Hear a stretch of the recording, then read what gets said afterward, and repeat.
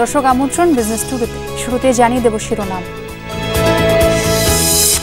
কেজিতে আটার দাম বেড়েছে ৫ থেকে ৭ টাকা। যুক্তরাষ্ট্র থেকে বেশি দামে গম কেনার ফল বলছেন ব্যবসায়ীরা। আমরা যেটা ১৬৫০ টাকা কিনতাম ওটা এখন ২১০০ টাকা। আপাতত ১০ টাকা করে পার প্যাকেটে বাড়ছে, কোম্পানি বলতেছে আরো বাড়বে। পদোন্নতির ক্ষেত্রে অটো ১০ নম্বর প্রদানের সার্কুলার বাতিলের দাবিতে ব্যাংকারদের মানববন্ধন, মতিঝিলের সমাবেশ।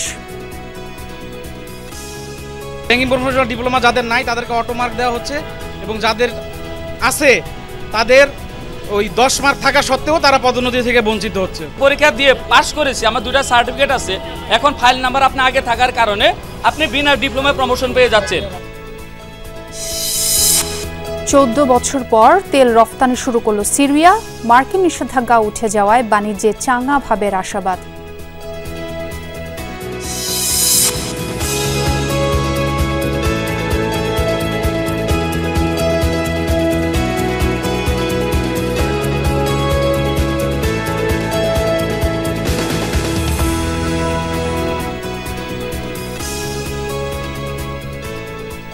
এতক্ষণ শিরোনাম দেখছিলেন, এবার জানাবো পুরো খবর।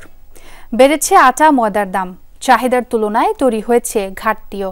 প্রতি কেজি আটায় দাম বেড়েছে ৫ থেকে ৭ টাকা। বলা হচ্ছে যুক্তরাষ্ট্র থেকে বেশি দামে গম কেনায় বাড়ছে আটার দাম। দোকানিরা বলছেন খোলা এবং প্যাকেটজাত দুই ধরনের আটার দামই বেশি, আর মূল্য বৃদ্ধিতে বেড়েছে ক্রেতাদের ব্যয়ের চাপ। মাছে ভাতে বাঙালি, প্রচলন আছে এই প্রবাদ। তবে চালের সঙ্গে এখন বেড়েছে আটার চাহিদা। হঠাৎ করেই পাইকারি পর্যায়ে বেড়েছে এই খাদ্যপণ্যের দাম। খুচরা দোকানেও তার প্রভাব পড়েছে। এতে অস্বস্তিতে পড়েছেন ভোক্তারা। ২০১৫ সালে একটু পে স্কেল দিয়ে গেল, এরপর তার জিনিসপত্র দাম ডে বাই ডে বেড়ে যাচ্ছে। আমাদের পরিবার পরিজন নিয়ে ছেলে মেয়ে নিয়ে আমাদের অনেক কষ্টে আছি। আসলে আমরা 2 কেজি 88 টাকা কেনা ছিল, 92 টাকা আমরা হোলসেল বেচতাম, দোকানদার 100 টাকা বেচত। এখন মনে করেন আটা 160 টাকা কিনা। প্রতি কেজি খোলা আটার দাম কেজিতে বেড়েছে ৫ টাকার বেশি। পাইকারি পর্যায়ে প্রতি কেজি আটা বিক্রি হচ্ছে প্রায় ৫০ টাকায়। পণ্যের ঘাটতি না হলেও বাড়ছে দাম। আগে আমরা যেটা ১৬৫০ টাকা কিনতাম ওটা এখন ২১০০ টাকা। বস্তা হলো প্রায় ৪৫০-৫০০ টাকা। গম না থাকে বাজার বাড়তি। প্যাকেট করা আটার দামও বেড়েছে, যদিও প্যাকেটের গায়ে দাম বৃদ্ধি করা হয়নি। ব্যবসায়ী পর্যায়ে কমিয়ে দেওয়া হয়েছে লাভের অঙ্ক। কেজিতে ৫ থেকে ৭ টাকা পর্যন্ত বেড়েছে প্যাকেট ময়দার দামও। ২ কেজিতে আপাতত ১০ টাকা করে পার প্যাকেটে বাড়ছে, কোম্পানি বলতেছে আরো বাড়বে। আগে বেচতেছিলাম ১০০ টাকা, এখন ১১০ টাকা বেচতেছি। গায়ের দাম আগেরটাই আছে ১২০ টাকা, এখন ১২০ টাকায় আছে গায়ের দাম। ট্রাম্পের পাল্টা শুল্কের চাপে যুক্তরাষ্ট্র থেকে বেশি দামে গম আমদানির সিদ্ধান্ত নেয় সরকার। বেসরকারি পর্যায়েও দেশটি থেকে বেড়েছে আমদানি। বিশ্বের অন্যান্য দেশ থেকে যুক্তরাষ্ট্রে গমের দাম বেশি, তাই বেড়েছে আটার দাম। দুধ আটা কেজি 10 টাকা বাড়ছে, কেজিতে 40 টাকা ছিল, এখন ৪৮-৫০ টাকা চলতেছে। ভালো কোয়ালিটি আটা, আবার সেকেন্ড কোয়ালিটি আটা ৫ টাকা কম। দেশে গমের চাহিদা ৮৫ লাখ টন, উৎপাদন হয় ১২ লাখ টন গম। ঘাটতি মেটাতে রাশিয়া, ইউক্রেন এবং ভারত থেকে ছিল আমদানি নির্ভরতা। রিমন রহমান, যমুনা নিউজ, ঢাকা। আটা ময়দার বাজার পরিস্থিতি জানবো দুই সহকর্মীর কাছ থেকে। জামালপুর এবং নারায়ণগঞ্জে যাব, কিন্তু শুরুতে যাচ্ছি নারায়ণগঞ্জে। সেখানে আছেন সহকর্মী আমির হোসেন স্মিথ। পাইকারি বাজারে যোগান কেমন দেখছেন এবং দাম নিয়ে বিক্রেতারা কি বলছেন এবং ক্রেতাদের প্রতিক্রিয়া বা কেমন দেখলেন আপনি? পাইকারি বাজারে গমের দাম কিন্তু অনেকটা বেড়েছে। ব্যবসায়ীরা তাদের বাজারে আছে, অর্থাৎ আমেরিকার থেকে আমদানিকৃত গম এখন পর্যন্ত বাজারে প্রবেশ করেনি। অর্থাৎ পূর্বের গমগুলো যে ছিল বাজারে একটা ক্রাইসিস তৈরি হওয়ার কারণে কিন্তু গমের দাম অনেকটা বেড়েছে। তারা বলছেন যে পাইকারি বাজারে ১৪০০ টাকা থেকে ১৫০০ টাকা পর্যন্ত, অর্থাৎ যে গম আগে বেচা কেনা হয়েছে ১৩০০ টাকা, সেই গমটি এখন বেচা কেনা হচ্ছে ১৪০০ টাকা থেকে ১৪৮০ টাকা পর্যন্ত গমের দাম উঠছে। যে কারণে পাইকারি বাজারে কিন্তু আটা ময়দার উপরে এটি প্রভাব পড়েছে। অর্থাৎ আটা ময়দার দাম বর্তমানে বাজারে অর্থাৎ ২০০০ টাকা এবং একটু নিয়মমানের যে আটা সেটি বেচা কেনা হচ্ছে 1800 টাকা থেকে 1900 টাকা, অর্থাৎ আর ময়দা বাজারে বেচা কেনা হচ্ছে 2300 টাকা থেকে 2400 টাকা পর্যন্ত ভালো মানের ময়দা বিক্রি করা হচ্ছে। ব্যবসায়ীরা বলছেন যে এই মুহূর্তে আসলে আটা ময়দার দাম বাড়ার একটি মূলত কারণ হচ্ছে যে ইউক্রেন রাশিয়ার যে যুদ্ধ, সেই প্রভাব কিন্তু অনেক আগে থেকেই পড়েছিল। তারপর নতুন করে গম আমদানি করার কারণে বাজারে একটা স্থিতিশীল যে অবস্থা থাকার কথা ছিল সেটি কিছুটা অস্থিতিশীল হয়ে উঠেছে। চট্টগ্রাম সহ দেশের যারা ইম্পোর্ট করেন মূলত তারাই গমের বাজারটি নিয়ন্ত্রণ করেন। নারায়ণগঞ্জের নিতাইগঞ্জের বাজারে 2-1 ব্যবসায়ী ছাড়া সবাই কিন্তু গম আমদানি করেন না। তারা মূলত চট্টগ্রামমুখী, অর্থাৎ চট্টগ্রাম বা রাজশাহী যারা আমদানি করেন বড় বড় কোম্পানিগুলো, তাদের কাছ থেকে গম কিনে তারপরে কিন্তু সেখানে তাদের নিজস্ব মিলে ভেঙে সেটি আটা তৈরি করে বাজারজাত করেন, যে কারণে কিছু এখানে দাম বৃদ্ধির লক্ষ্য করা যাচ্ছে। ব্যবসায়ীরা বলছেন যদি সরকারের মনিটরিং ব্যবস্থা ভালো থাকতো এবং সরকার যদি সেটিতে জোর দিত তাহলে দাম অনেকটা কিছুটা কমে আসতো। আর আরেকটি বিষয় যে এই গম থেকে যে উৎপাদিত ভুসি সেটির দামও কিন্তু বাজারে অনেকটা কম আছে, কারণ জানেন যে গরুর খামারগুলোতে গমের ব্যবহার করা হয় সেই ভুসি, সেটিও কিন্তু বাজারে তেমন একটা প্রভাব নেই, যে কারণে যখন ভুসির দাম ভুসির দাম কম থাকে, এটি হচ্ছে বাজারের পরিস্থিতি। সবকিছু মিলিয়ে ক্রেতাদের কিছুটা কষ্ট পোহাতে হচ্ছে। পাইকারি বাজারে যখন দাম বেড়ে যায়, খুচরা বাজারে কিন্তু তার প্রভাব পড়ে। সে আটা ময়দার বাজারও সেরকমই হয়েছে। ছোঁয়া জি স্মিথ, আপনি নারায়ণগঞ্জের খবর জানাচ্ছিলেন। আমরা আবার একটু জামালপুরে যেতে চাই। সেখানে আমার আরেক সহকর্মী আছেন সাগর ফরাজি, সেখানকার অবস্থা তিনি জানাবেন। সাগর, জামালপুরের কি অবস্থা দেখছেন এবং খুচরা দোকানের সরবরাহ কেমন, দাম নিয়ে ক্রেতারা কি বলছেন? দেখুন, 15 দিন ধরে কিন্তু এই বাজারের যে আটা ও ময়দার যে ক্রাইসিস সেটা কিন্তু চলে আসছে। আমি ঘন্টাখানেক বাজার ঘুরে দেখলাম, এই বাজারগুলোতে আসলে যে পরিমাণ আটার সরবরাহ থাকার কথা তার চেয়ে কিন্তু কম। আর একটি বিষয় লক্ষ্য করেছি যে খুচরা বাজারে যে বিক্রির যে আটার যে বাজার দর যে বিক্রি হচ্ছে সেই বাজার দর কিন্তু আসলে গত 15 দিনে যেটি থাকার কথা স্থিতিশীল সেটি কিন্তু 5 টাকা বা কেজি প্রতি 10 টাকা কিন্তু বেড়ে গেছে। এই যে খুচরা বাজারে যে খোলা আটাগুলো রয়েছে সেই আটার দাম কিন্তু 5 টাকা বৃদ্ধি পেয়েছে, যেটি আগে 15 দিন আগেও 45 টাকা দরে বিক্রি হতো সেটা কিন্তু এখন প্রায় 50 টাকার কাছাকাছি দরে বিক্রি হচ্ছে। আর যে প্যাকেটজাত মোড়ক যে আটা রয়েছে সেই আটারও কিন্তু দাম বৃদ্ধি পেয়েছে। একটি বিষয় ব্যবসায়ীর সাথে কথা বলে জানতে পেরেছি যে এই যে আমদানিকৃত যে গম রয়েছে সেই গমের খবর কিন্তু এখন এই খোলা বাজারগুলোতে কিন্তু ছড়িয়ে গেছে। সে কারণে কিন্তু ব্যবসায়ীরা বিষয়টিকে মনে করছেন যে বৃদ্ধি পাবে বা তারা কিন্তু সেই প্রস্তুতি নিয়ে রেখেছেন। আর ক্রেতারা বলছেন যে তারা তো সবসময় বেশি দাম দিয়ে কিনেন, কখনো তারা দাম কম দিয়ে কিনতে পারেন না। সেই জায়গা থেকে একটা নাভিশ্বাসের আভাস আমরা পেয়েছি। আরেকটা বিষয় লক্ষ্য করেছি যে এই আটা এবং ময়দার দাম বৃদ্ধি পাওয়ার কারণে জামালপুরের যে হোটেল এবং রেস্টুরেন্টগুলো রয়েছে সেগুলোর কিন্তু রুটির যে চাহিদা সেটি কিন্তু দাম বেড়ে গিয়েছে। সব মিলে বাজার পরিস্থিতি যদি বলতে চাই, জামালপুরের বাজারগুলোতে কিন্তু এখন আটার দাম বৃদ্ধি যাচ্ছে, এটি কিন্তু সামনে আরো বাড়তে পারে বলে মনে করছেন ব্যবসায়ীরা। আর ক্রেতারা তো বলছেন যে বাড়ছেই। এই ছিল আমার কাছে। সাগর, অনেক ধন্যবাদ আপনাকে। ব্যাংকের পদোন্নতির ক্ষেত্রে অটো 10 নম্বর প্রদানের সার্কুলার সংশোধন অথবা বাতিলের দাবি জানিয়েছেন রাষ্ট্রায়ত্ত বাণিজ্যিক ব্যাংকের কর্মকর্তারা। সকালে নতুন এই সার্কুলার সংশোধনের দাবিতে প্রতিবাদী মানববন্ধন ও সমাবেশের আয়োজন করা হয়। আন্দোলনকারীরা বলেন, উদ্দেশ্যমূলকভাবেই মেধাবী ব্যাংক কর্মকর্তাদের পদোন্নতিকে বাধাপ্রাপ্ত করতে নতুন সার্কুলার জারি করা হয়েছে। এই নিয়মের কারণে যারা ব্যাংকিং পরীক্ষায় উত্তীর্ণ হয়েছেন তাদের ক্ষেত্রে বৈষম্য করা হচ্ছে। ডিপ্লোমা পরীক্ষায় উত্তীর্ণ না হয়েও 10 নম্বর নেবার সার্কুলারকে ভৌতিক বলেও দাবি করেন ব্যাংক কর্মকর্তারা।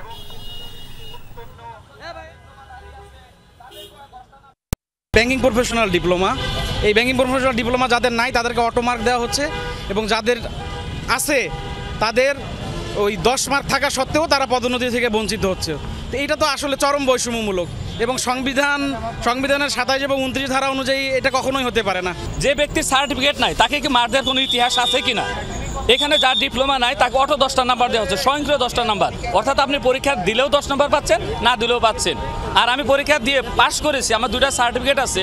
এখন ফাইল নাম্বার আপনি আগে থাকার কারণে আপনি বিনা ডিপ্লোমায় প্রমোশন পেয়ে যাচ্ছেন। চলতি অর্থবছরের দ্বিতীয় মাস আগস্টে $242 কোটি রেমিটেন্স এসেছে, আগের অর্থবছরের একই মাসের তুলনায় যা প্রায় 9% বেশি। তবে গত 7 মাসের মধ্যে সর্বনিম্ন।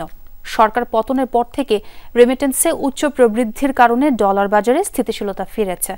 বৈদেশিক মুদ্রা রিজার্ভ দ্রুত বাড়ছে। চলতি অর্থবছরের প্রথম মাস জুলাইতে $248 কোটি রেমিটেন্স এসেছিল। গত বছরের জুলাইতে ছাত্র জনতার আন্দোলনের মধ্যে অনেক দিন ব্যাংক বন্ধ ছিল। আবার সরকারকে অসহযোগিতার জন্য রেমিটেন্স না পাঠানোর ডাক দেয় আন্দোলনকারীরা। এতে ওই মাসে রেমিটেন্স কমে $191 কোটি নেমেছিল। চলতি অর্থবছরের জুলাই আগস্টে রেমিটেন্স এসেছে $490 কোটি। আগের অর্থবছরের একই সময়ে পরিমাণ ছিল $414 কোটি। বিগত সরকারের সময়ে বৈদেশিক মুদ্রা রিজার্ভ দ্রুত কমেছিল, তবে রেমিটেন্সের পাশাপাশি রপ্তানিতে উচ্চ প্রবাহের কারণে এখন বাড়ছে। গত বৃহস্পতিবার গ্রস রিজার্ভ দাঁড়িয়েছে $31.19 বিলিয়ন।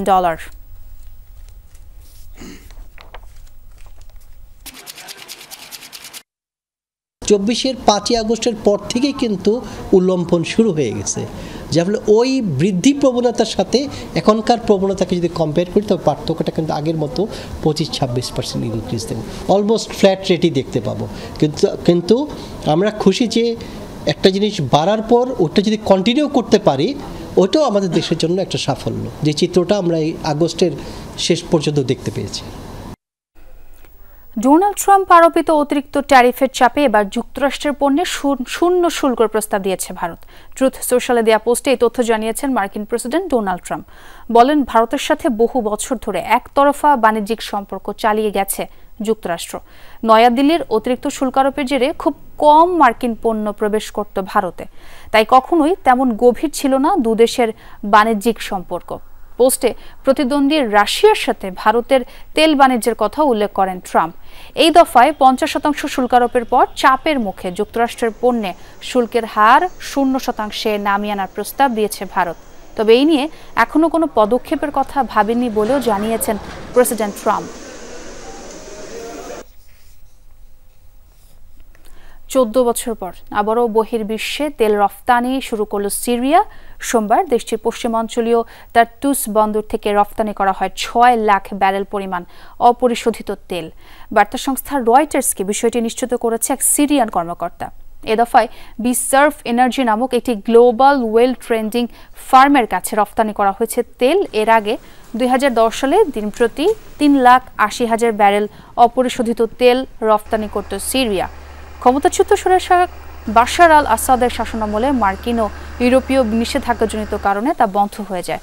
সম্প্রতি যুক্তরাষ্ট্র নিষেধাজ্ঞা তুলে নেওয়ায় পুনরায় জ্বালানি বাণিজ্য করতে পারছে দেশটি। সিরিয়ান তেল ক্ষেত্রের বেশিরভাগই কুর্দি নিয়ন্ত্রিত উত্তর পূর্বাঞ্চলে অবস্থিত।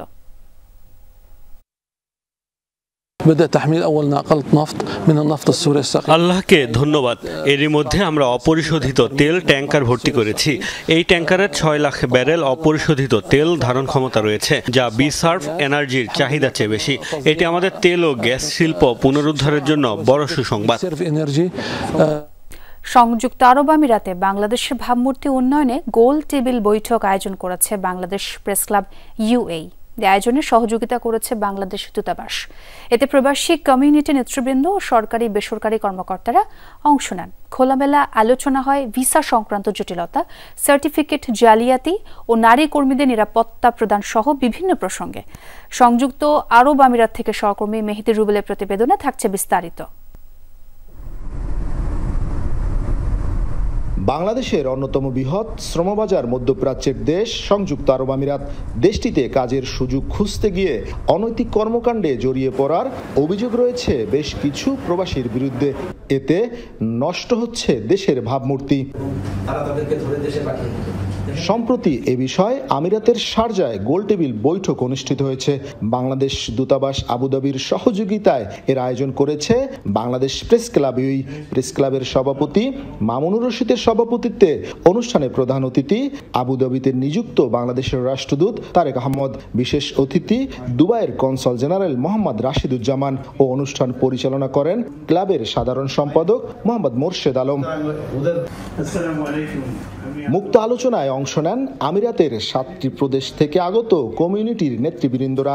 আলোচনায় উঠে আসে প্রবাসীদের ভিসা সংক্রান্ত জটিলতা, সার্টিফিকেট জালিয়াতি ও ফেক ডকুমেন্টস তৈরি সহ বিভিন্ন অনৈতিক কর্মকাণ্ডের মতো বিষয়গুলো। এছাড়াও নারী কর্মীদের নিরাপত্তা প্রদান ও ভিসা প্রতারণার সাথে যুক্ত দালালদের শাস্তি নিশ্চিত করার তাগিদ দেন তারা।